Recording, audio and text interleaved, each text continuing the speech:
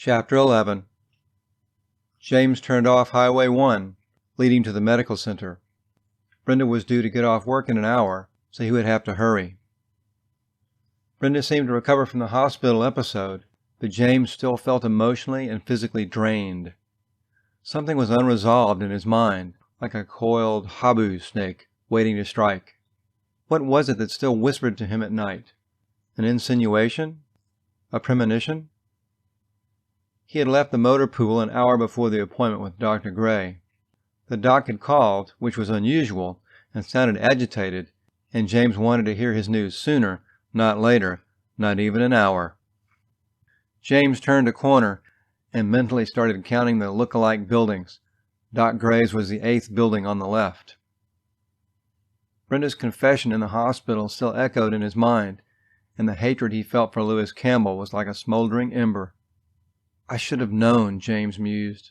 I should have. James was abruptly bounced out of his seat as the little car ran up over the curb and then off again in front of Doc Gray's office. Damn, I better look where I'm going, James thought ruefully as he eased into a parking space and switched off the ignition.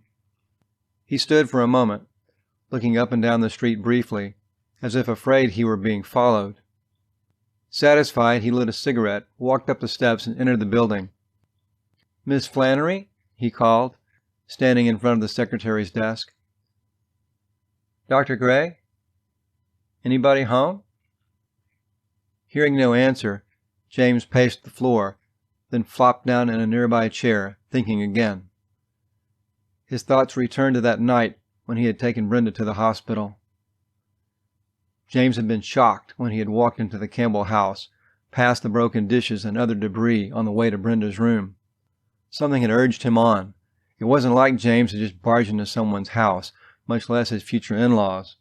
He had been shocked when Lewis and Margot looked at him wordlessly, then turned away and continued their squabble. For all they knew, James could have been a fence post. James had felt a chill in their look that gripped him even now. Where was Gray? James stared at his watch. Only 45 minutes left. He would have to leave soon, his question unanswered, unless... Dr. Gray, he whispered this time. Miss Flannery? James looked down the hall. He looked out the window. It took him less than a moment to step quietly to the oak door of the office, ease it open, and slip inside. James shut the doors behind him, then scanned the room he had come to know so well in the last 6 months. There was the large bookcase, reference books there. Across the room by the window was a smaller cabinet. James tried the front panel. It was locked. The quiet gurgle of the aquarium calmed his racing heart as James ran his hands along the shelves and ledges, hoping against hope to find some memo or a set of notes on Brenda. Obviously, Gray was hiding something. If he wouldn't tell, well... James had saved the desk for last. He thumbed through the stack of manila folders, checking the names on each, and especially noting any disordered ones recently used. Nothing. James pulled on the 3 side drawers on each side of the desk, all locked. He half-heartedly pulled on the under drawer, and it came open. Shit, only pens and pencils in this thing, James thought with disgust. As his hand was about to shove it closed, James' eye caught a glimpse of something else in the drawer. Round, about 3 inches in diameter. A rubber band was wrapped around it with a small slip of paper and a notation. BJC 22170. Tapes, he thought. Of course. The tape-recorded session tapes that Gray made almost every visit. The hypnosis sessions. But there was only this one in the drawer with the coded slip of paper. James quickly sat in the doctor's chair, swiveled around to the tape recorder, standing on the credenza with the loose tape in his hand. If this BJC isn't Brenda Jean Campbell, I'm going to be up shit creek, James muttered to himself as he ran his fingers along the tape machine, tracing places where the tape should go. Lucky I've got one of these back in the States. He snapped it onto the left spindle, fed the tape down through the mechanism and up to the take-up reel. James moved the chair closer to the window, checked his watch one more time, then turned the machine on. Gray's voice came on first, and James knew he was in luck. Brenda Jean Campbell. Tape session, February 21st. Session number 35. Dr. Gray returned from lunch promptly at 1 o'clock. His hand was still on the doorknob when he stepped silently onto the carpet and saw James facing the window. Gray knew immediately what had happened. The dialogue between himself and the girl was still playing as he released the knob, slamming the door in the same motion. "Find anything interesting, James?" Without flinching, James reached for the recorder and turned it off. He swung around in the chair, facing Gray, and the cold fury in his eyes took no notice of Gray's indignant glare. "You know I could have you put in the brig for that." "She's going to be my wife," James hissed, placing his hands on the table. "I have a right to know what I'm dealing with." Gray moved quietly to the aquarium, ignoring the boy's wrath, while he put 2 leisurely sprinkles of fish food in the water. "Yes, you do, James, but don't you think I should have decided when?" "It's too late for that now. I've had my suspicions that there's more wrong with her than just the drinking, and now I'm sure of it. What else have you not told me, Doc?" James rose from the doctor's chair, his voice more pleading. "Sit down, James," Gray said severely. "You will hear the rest of this tape. You're right. There comes a time when the truth must be told. We can't always pick the time and place." He reached across the desk and pressed the play button. Both men sat in silence, the girl's disembodied voice embracing them both. Dr. Gray watched from the other side of the table as the tape played on. James had entered an hour before, a happy young man with all the illusions of youth. Here was an ambitious man, his jaw set and resolute. A kind man, not overly demonstrative, his sparkling blue eyes inviting yet veiled in secrecy, like the Rocky Mountain streams in the land of his childhood. This man was hardly beyond his 20th birthday, and yet, as the tape wound through its inexorable course, Gray saw James grip the arms of the chair until the hands were pressed white, and large blue veins appeared across the knuckles. As the tape continued, the skin on James' face grew tight, almost adhering to the skull. In front of the doctor sat a being, not a boy. His lips lengthened into a thin line, barely restraining the flood of rage building within him. The recording finally trailed off into an electronic nothingness, though Gray could see his visitor mentally replaying the damning testimony. Gray reached out, snapping off the machine. "Is all that true?" James said ominously, his eyes riveted to Gray's. "The subconscious is released during hypnosis, James," the doctor said, placing his hands flat on the tabletop. "The subconscious can be elusive. It can take years to understand. But one thing is for certain. The subconscious never lies. If you're asking me if Lewis Campbell raped his daughter, I say yes. Hell yes." To Gray's amazement, the boy exhaled easily in his chair. "I know," James said quietly. "She told me last week in the hospital. That bastard of a father will pay for what he did, so help me." Gray was not relieved. He stood up nervously and walked to and fro across the room, pondering what he was about to say. He had reviewed the tapes over and over, and his new, terrible conclusion was always the same. This morning he had replayed the tapes one more time, hoping to find some other explanation, but there was none. His hands combed relentlessly through his dark hair, like restless birds seeking shelter. Reaching for his pipe, Gray prepared and lit it, the rhythmic sucking draw soothing his anxiety. Every fiber of his being rebelled at the unpardonable breach of ethics he was about to commit. The doctor-patient relationship is sacred, his professional self said. The girl hasn't a friend in the world, his emotional self argued. Someone has to be told. James is the only person who has stayed with her. He is paying for the sessions out of his own pocket, for God's sake. Gray shook off the fading echoes in his own mind, drawing hard on his pipe as he looked out the window. "James, that's not the first time the incident with her father has been recorded on tape." James, his eyes darkening with fury, gripped the arms of his chair again. Edward Gray divined the growing menace in the boy's silence, but continued his monologue recklessly. "I have 3 tapes on Brenda, and on each one she has the experience again and again. When I first heard it, I considered it a mere repetition of the same event, Now, I'm not so sure. You're saying this thing has happened more than once? James asked, a pulse visible in his temple now. I think so, James. I say that because no two descriptions are the same. The clothing she describes is different in each episode. The curtains, the time of day. The rape, however, is constant, never changing. Gray stabbed the air with his pipe, emphasizing each point. James rose from his chair, his hands shaking with rage. Doctor, just how many times do you think this has happened? Edward Gray slumped heavily into his swivel chair, his head spinning, almost glad that James had asked the ultimate question. God, I'm getting too old for these cases, Gray thought to himself, reaching for another dab of tobacco from the canister. His hand fell limply to his desk. A feeling of nausea and rage rose within him, and only a physician's training kept it from matching the younger man's. Gray looked squarely at James, trying to maintain a clinical detachment as he spoke. James, based on the number of independent episodes described by Brenda while under hypnosis, I estimate she has been raped at least 200 different times by her father. James' face was an icy mask of hatred. In his mind, he tabulated all the little events over the last 6 months and saw their pattern. So this was the reason Brenda was so secretive about her family. This explained her utter terror at his touch. Doctor, if that was really true, why didn't she ever get,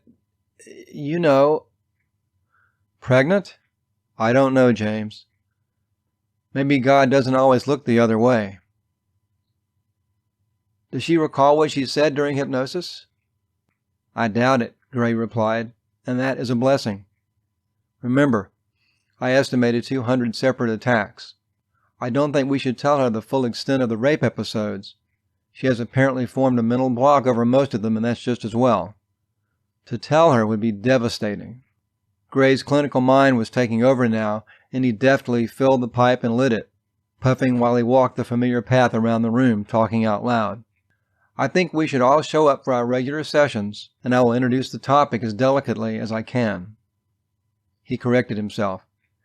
Introduce as much as I think she can bear.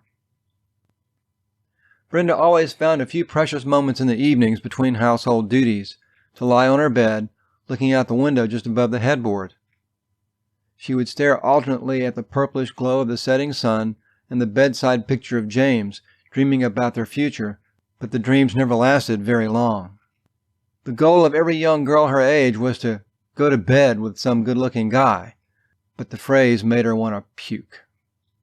The only image Brenda had was of Louis, in her. Her bed of innocence was polluted, had been polluted, since before she could remember, and it wasn't fair. Even if she changed the sheets or the color of her hair, she could not alter the identity of her nightly companion. The only way to be free was to obliterate the generator of the memories. She found herself thinking red and burning thoughts, and all her hatreds, her sorrows, and her tiredness descended like a poisonous mist about her. The stinging bitterness in her heart came not from the fact that she was violated, but that she knew it would happen again. She would go on enduring this evil thing. The hurting would not stop. The sheer momentum of the last 6 years guaranteed that. Louis would never leave her in peace. Margot's virulent disgust would go on unexplained. Did these two know how much they were hated? How could they sustain such malignancy? How could they go on laughing, drinking, sleeping, and working while their minds were occupied with such evil? How could they stand living at all? The girl felt sickened at the thought. She felt like an alien from a distant galaxy dropped upon this hideous world. At times she felt she was not a real person at all, but a living thing engulfed in the perpetual flames of terror and foreboding. She feared her family because they forced their desires upon her, feared her fellow man because they inquired and probed into her tormented and broken heart. The instinct for survival had been replaced by an ever-present death wish. She drank, trying to erase the images of her father, and hoped that someday she would wake up, seeing and remembering nothing but the beautiful sunset, and then she would know she was dead, and at last she would be free from the remembering. Her life, her existence, was dirty and repulsive. James had never questioned her when she pulled away from his gentle touch, but she could see the hurt in his eyes. What could she say? Brenda shuddered, imagining the conversation. Him. Brenda Jean, you're the most beautiful woman I've ever met. Why can't I touch you? Her. Well, James, you'll have to arrange a schedule with Daddy. He humps your beautiful Brenda Jean on alternate Mondays, Wednesdays, and Fridays. Which day would you like? How could anyone be beautiful who said things like that? When such thoughts became too painful, she retreated into her alcoholic haze. At least then she couldn't see the hurt in James' face quite so clearly. 16 years old now, the time Brenda spent with James was the first real joy in her life since the time spent with her grandparents. Margot had been Brenda's first hope after Frederick. She had become Brenda's worst enemy. Just that evening, Brenda had come in from the school bus, opening the screen door with one hand, her school books in the other, when Margot stormed down the staircase and began literally pounding the girl back out the door. Margot was furious. The air was hot with her flying fist and obscene mouth, pouring filth into Brenda's ears and down the inside of her mind like an overflowing sewer. Stunned, Brenda fell back into the yard, unable to speak, unable to ask for an explanation, and finally, not wanting one. Sobbing, she gathered her books, daubed some dirt off of them, and fled to the teen club, a place where she could hide for a while. Margot eventually cooled off, helped by a beer. In her mind, everything was already forgotten. Brenda could not forget. She stirred her Coke at the teen club, remembering. Whenever Louis got the urge to take his daughter, Margot would gather up all the kids and go to the store, leaving Brenda alone with him, even though the child begged to go out with them. It always seemed odd that Margot would go out of her way to embarrass Brenda in front of other kids, calling her bitch and whore, while praising Dorothy on the other hand. This same woman went to church regularly, saying her rosary with mumbled prayers. Intended to justify her behavior for the rest of the week, Brenda thought maliciously. Perhaps I'm too hard on Margot, Brenda thought, sitting at a table in the darkness of the teen club. After all, didn't Margot buy clothes for all 3 girls? At least once a year. True, Dorothy got cotton dresses while Brenda got the polyester, but then Dorothy was in much more demand socially. If Brenda needed clothing more often than that, she used her babysitting money. Brenda reconsidered her stepmother's motives. Maybe she knew about Louis' attacks. Maybe Margot couldn't face the truth. Maybe she was jealous. Maybe she reacted the only way she knew how. Maybe I should not hate her guts as much as my dad's, Brenda thought ruefully. Maybe I should hate her more for seeing it and not stopping it. Brenda daubed a wet paper towel over her forehead, her face, her neck. The towel caught on a necklace. It was the rosary Margot had given her. Brenda rolled it gently in her fingers and closed her eyes. Her tears glistened in the darkness. Brenda remembered living with her grandparents and going to Sunday school, being given instruction in the teachings of Jesus, and she tried to understand the relationship between his teachings and Margot, who appeared in his house every Sunday. Brenda did not attend church except for Easter and Christmas, the days when Margot made everybody go. There was a raging hypocrisy in the life of a woman who could tell her rosary beads on Sunday and leave her stepdaughter to be raped throughout the rest of the week. Brenda's only respite from the mindless evil of her father and the blind ignorance of her stepmother was the weekends with James. It was obvious by now that she was not especially wanted or welcome in her own home, except for doing the housework. Junior and Lawrence came to the teen club looking for her and said everything was all right and she could come home. She did come home, but she vowed to stay only as long as she had to. Brenda would never find out what upset Margot that day, but it didn't matter. Only James mattered now. The rosary found a new home in a jewelry box that evening. Brenda thought about her exquisite moments with James, but even these had a sad quality. She was well aware of James' frustrated lust, his very normal desire to hold and caress her, which she absolutely denied. The years of abuse from her father had taken their toll. She was afraid of any touching or caressing by anyone. Whenever James tried, Brenda shook uncontrollably. Dr. Gray had extensive sessions with both of them, trying to get to the root of her sex hang-up. The hypnosis and regression therapy helped a lot. Brenda knew the irony that, although she was the subject of the tapes, James seldom discussed the contents of them other than what Doc Gray played for her. Brenda felt a nameless chill and did not know why. It was as if the tapes themselves were evil because of the material they contained. Dr. Gray had talked to James and Brenda about child abuse. From Dr. Gray, she learned that there were many other kinds of abuse than the kind her father practiced on her. There was physical abuse, where people tortured their children by burning them with cigarettes and sticking their little hands into stovetop burners, no doubt grinning inwardly each time the child screamed in agony and fear. There was a more subtle form of child abuse which had been practiced in the McGuire's house unwittingly. Grandmother worked long hours in the factory, stringing musical instruments. She would leave home at 6:30 in the morning, come home for lunch, and then go back to work until 6 that night. Granddaddy worked at the warehouse, sometimes even longer hours. At night, there was only time to eat supper and go to bed. On weekends, Granddaddy might take time to make a bicycle for Brenda or a wooden go-kart for Junior. Still, the children became isolated, alone, and afraid of the outside world. Dr. Gray had another term to describe what Brenda's daddy did to her, called incest. At first, Brenda didn't know what that word meant, except that incest was more hidden than any other kind of abuse.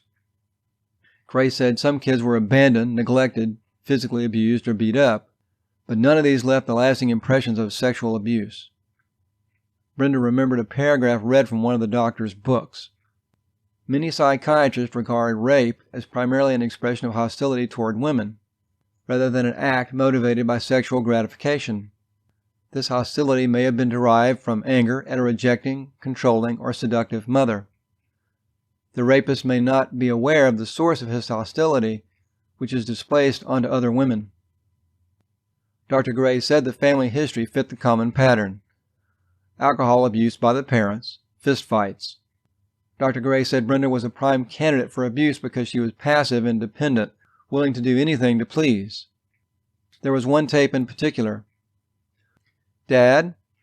"What?" "Why do you do this to me?" "Because all fathers want to screw their daughters, and all daughters want to screw their fathers. That's why I don't understand you, Brenda.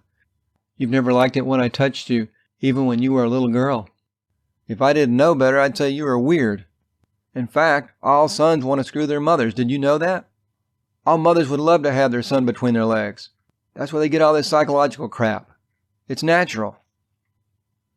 "Dr. Gray, why would he say such a thing?" Brenda asked. "He told me things like that since I was 8 years old." The girl began to cry. Gray walked around the desk, grasping her gently by the shoulders. "You believed in him," Gray said softly, "because a little of everything he said is true." Brenda realized with a sickening knot in her stomach that Dr. Gray was going to let her go back. He could describe her horrible condition but could not solve it. She would have to do that on her own. Brenda always wondered what was it about her that excited Lewis. Sometimes he would open the door to her room to see what she was doing. If he caught her in some degree of undress, he invited himself in to complete the job. Picturing herself as a man, she wondered what she would see. A young girl, standing in the middle of the room, nude, the long hair falling down past the bare shoulders, emphasizing the swell of the breasts, the nipples inviting, cream-colored and flat, like a newly formed rose blossom. A girl with a slender waist and pelvis, yet unmarked by the bas-relief marks of childbirth, the figure continuing down past the flat stomach, to the thickly haired, inviting area that consumed Lewis' attentions. The legs, long and firm, and good to look at.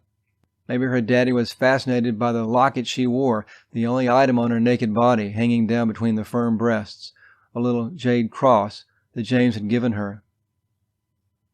Once upon the girl, Lewis would toss the necklace aside.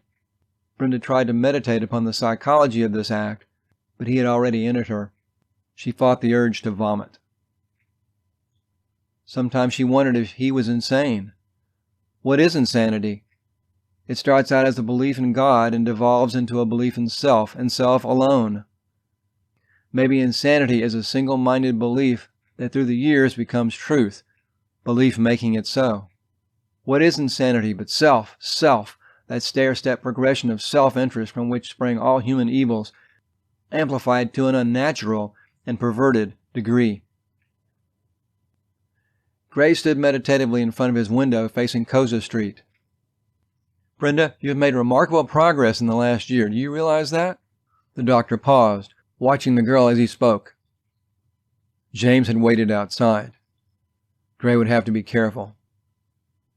"Am I cured, Doc?" Brenda asked, swinging her feet beneath the chair. Gray smiled wistfully. "I wish I could say yes, my dear, but who in this world is ever fully sane? Your alcohol problem has been greatly reduced, thanks to James, though Lord knows I wish I could take credit for it." Gray advanced as far as the shelf of glass figurines. He drummed his fingers on the same spot which had once held the tiny Cupid, the one he had crushed in a fury so long before. "Doc, something's still wrong with me, isn't there?" Brenda said quietly. Gray sighed. "It's not you, Brenda Jean. Oh no, it's not you who is the problem. I have taken some steps that will require you to make a decision. It will not be an easy one to make, but I think someday you will see the wisdom of my actions." The girl rose from her chair, sensing danger. "What do you mean?" she asked, her face already like the hunted deer. "Sit down, my dear. This is no time to act rashly. Let me explain. Remember the tapes I played back for you last week?" Brenda nodded. "Do you remember the parts about your father? You mean the time you raped me?" "Yes, I mean that one, Brenda, but I mean the other ones, too. You know in your heart that there was more than one rape. Remember?" Gray's voice trailed off gently into nothingness. "Yes," the girl whispered at last, the word dark and hollow as the depths from which it had come. "Ah," thought Edward Gray, "this is excellent. The rest will be easy." "Well, I asked you about family counseling, and you said that was impossible." Brenda did not reply. Gray continued, tucking his thumbs in his vest as he continued. "I can recite chapter and verse on the treatments that have been tried in the past. In most cases of rape, the child reports the incident to a teacher or adult friend who calls the police. The police inflict more pain through the interrogation procedure. The offender is convicted on a felony charge and sentenced to 1 to 5 years in jail. When he gets out, he can only get a low-class job since no one hires a convict. The wife has left the husband, and the entire family unit has been destroyed by the law. You and James agreed this would never do, and I fully agree." Gray drew a deep breath, about to drive home his point. "I checked on your father's records to see if we could force him to accept counseling, but I found nothing. He appears to be a model soldier in the armed service. He has good standing in the military community. His public record is spotless. He has received good conduct medals and letters from commanding officers testifying to his exemplary behavior. Unless he admits the crime, society is going to let him keep on doing what he's doing, and I'm powerless, Brenda. However, as I said, I've taken some steps on my own. In researching your records, I think I've found a solution. Your grandparents were your legal guardians until 1964. In fact, legal custody was never relinquished. With your permission, Brenda, I would like to contact John and Betty McGuire and inform them." "No!" Brenda shouted, leaping to her feet. "Don't you dare do any such thing!" The girl was livid. "You don't want me to tell your legal guardians that you've been abused continuously since you left their care, and by your own father?" Gray said, his hands outstretched in a gesture of bewilderment. "You don't understand," Brenda said quietly, collapsing in her chair. She daubed her eyes with the Kleenex from her purse and then continued. "My father is my grandmother's only son, Doc. She knows her first husband was an asshole, and that her Louis is much like his father and can be cruel in his own ways. She can accept that, but I could never tell her that her only son is a child molester or rapist. It would destroy her. As my guardian, she could be enraged that anyone would hurt me, but to find out it was her own son, oh, Doc, can you imagine what she would go through?" Gray nodded, seeing the inexorable logic. Brenda daubed the other eye. I don't give a damn about his feelings. It's hers I'm worried about. Don't you think I've wanted to call them 1,000 times? Don't you think I picked up the phone again and again, only to put it back down? Brenda stood up slowly, clenching the soaked Kleenex. I appreciate what you're trying to do, Dr. Gray, but I have to stay home until I'm old enough to marry James. I have to stay in my father's house. Brenda walked over to the brightly lit window, the fierce heat radiating inward, drying the tears on her face even as they appeared. Do you know what you were saying? Gray said quietly. Do you realize you're condemning yourself to more abuse, more attacks at his hands? Brenda, based on your recorded testimony, your father has raped you over 200 times. Do you understand what going back to that house will mean? And that's the best you can look forward to. He could kill you between now and your 18th birthday. Brenda nodded. It's only another year and a half, Dr. Gray. I've made it this far. At least now I've got a reason to live, she continued, smiling at Jamie. Gray threw up his hands in a gesture of surrender. Very well. I accept your terms. Our only objective now is to prepare you mentally to endure. As they say in our business, we must come to closure. But Doc, I need you, Brenda said, her eyes pleading. You're one of the few friends I've got besides James. Gray gripped Brenda's hand, looking earnestly at her. I think you and I both know the risks. Now it'll be up to you and James. You don't need me anymore. Consider the progress you've made so far. You've overcome your addiction to alcohol. You've admitted to the facts we've uncovered about your father. And I've noticed a growing affection for James. Brenda blushed to her very toes. Gray continued. I think you understand that the only person guilty for your repeated rapes is your father. The fault is all his, Brenda, not yours. That bastard, Brenda said quietly. Exactly so, Gray responded. I think you've overcome many of your feelings of guilt in the matter. I'm only sorry that we have not removed you from the situation entirely. I can only hope that with James' help, you'll be able to endure for a little longer. I wish you my best. Our time together will soon come to an end, but I hope not our friendship. Gray opened the doors to the lobby. James stood up, beaming at the doctor and the patient as they emerged from the inner office. James, Brenda has decided to keep things as they are. She told me that as long as she had you, things would work out. James stared in disbelief. You mean you're not going to help her get away from that bastard? Doc, I thought you'd said earlier... Gray cut James off with a curt gesture. James, this was Brenda's decision, and I agreed. If anyone doesn't understand, it's you. Gray put an arm on James' shoulder. Part of being an adult is turning over every fact you can possibly find, picking the best solution you possibly can to a problem, all the while realizing it is not enough. It's not the very best solution you can imagine, but it will have to do. Brenda's decision will have to do, James. James shrugged his shoulders. Gray's tone softened, seeing the hurt in the boy's eyes. James, Brenda will explain it to you later. Don't be upset. Things will work out very soon, I'm sure. In the meantime, say hello to your family for me, won't you? Dr. Edward Gray extended his hand for the last time. James smiled. Okay, Doc, I'll do it. In the meantime, why don't we go across the street and celebrate with a big drink for you and me and a little bitty one for her, James said, nudging Brenda. No, thank you, James, Gray said with a chuckle. I'd love to, but I've got another appointment in half an hour. You go on with Brenda. My blessings on both of you. Gray hugged Brenda Jean one more time. You two keep in touch. I've got to go. Goodbye, Dr. Gray, and thank you. Brenda's last words echoed off the mahogany door as Gray went back to his desk. He hates long goodbyes, James said, holding Brenda Jean closer. You ready to go across the street for that drink now? Taking Brenda by the arm, the young couple walked out of the old familiar office and into a whole new world.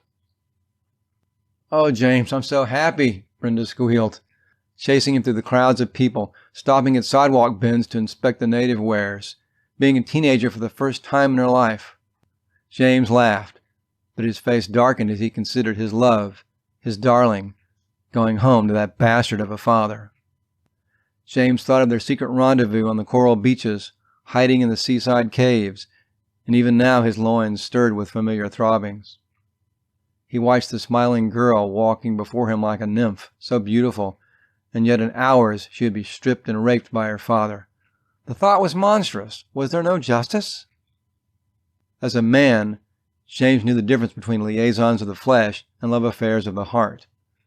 This was bizarre, illogical. Her own father. He still could scarcely believe it after all these months. If anything, the carnal love he and Brenda now shared seemed an ironic joke. Sometimes James felt the fool, laughing in the face of his lover's horrible destiny. "Brenda," he called, shaking himself out of the nightmare. "Let's go to Lin Chang's before happy hour is over. Don't forget, I'm buying you a root beer." The couple strolled the humid streets until they reached a small bistro 3 blocks away from Kubasaki High. The bar catered to American servicemen, but today it was fairly empty, and all the customers were all native Okinawan. From the open end of the establishment, the silhouette of 7 men was seen, watching James' table. Okinawa was largely pro-American, but unrest was common. The men walked closer, and James recognized none of them. They were native islanders. James straightened in his chair. He was not afraid, but if trouble started, he would be plainly outnumbered. Brenda sensed the danger, whispering to James anxiously. "What should we do?" she said under her breath. "Just stay still." Brenda remembered the victims of Oriental street gangs from her candy striper days at the base hospital. They could easily drag James into the street, and when they were finished with him, they would come for her. The horrible image crossed her mind of being gang raped in front of James. She shrugged off any fear of rape, but she could not bear the humiliation of being raped in front of him. The men were muttering in Okinawan, approaching menacingly. "Fucking American," Brenda heard one of them say. "See that door behind the bar?" James whispered under his breath. Brenda trembled, aware he was pointing out potential exits. Fear took hold of her, but she bit her lip as the nearest man peered down at the couple from the darkness. She squeezed his arm in the affirmative. "Can I help you?" James said politely. "Get your ass out of here, soldier," the thug replied. James leaned forward slightly, preparing himself. "What did you say?" he asked, looking directly at the man. Damn, if only there weren't so many of them, he thought. Shut up, just be ready. He looked again at the crowd around the table. Between the dusky bodies, he could see a dim passageway behind the bar. He touched Brenda on the thigh, his eyes leading hers. The girl nodded, squeezing his hand. "Now!" James shouted, flinging the table forward and shoving the girl toward the dark exit. Hands reached for James.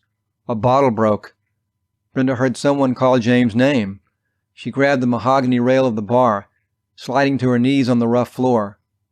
Straining her eyes in the darkness, Brenda could see James flailing away at the attackers. Suddenly from the shadows she heard a challenging voice.